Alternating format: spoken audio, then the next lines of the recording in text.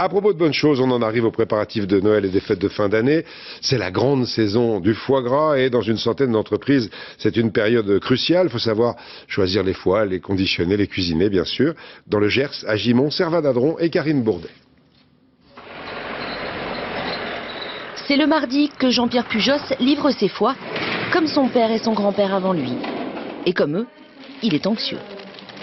Ils ont des critères très durs. On est payé en conséquence.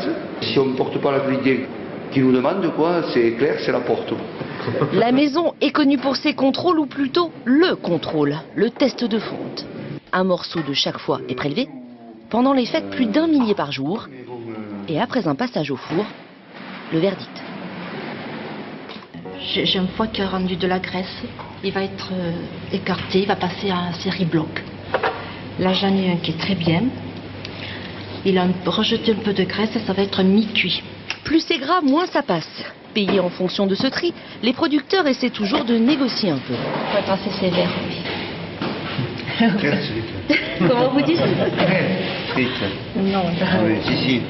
Dénervage, pincée de poivre et sel à la production, étiquetage, emballage au conditionnement, installation des décorations Noël dans les boutiques. Faites-moi des toutes petites blanches, ça serait bien. À tous les échelons de l'entreprise, c'est l'effervescence. À cette époque de l'année, le luxe, c'est le calme. Alors, vous voyez, toute la quintessence du champagne, son côté mousseux qui va venir envelopper les morceaux. Et le seul endroit où on trouve du calme, c'est dans la cuisine de Patrick. Il a créé des dizaines de recettes pour l'entreprise.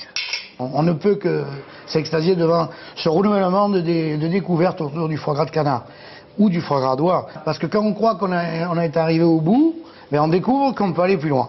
À quelques mètres de là, les arrivages se poursuivent. Après le canard, l'oie. Magnifique. Ce producteur livre ici et nulle part ailleurs, depuis 40 ans. Ça correspond à mon idée de production, de tradition, de reconnaissance d'un produit haut de gamme et qui contribue à la gastronomie française. Dans la région, le foie gras est une institution et aussi et souvent une histoire de famille. J'avais compté une fois, on a presque 25% des effectifs qui ont des liens familiaux.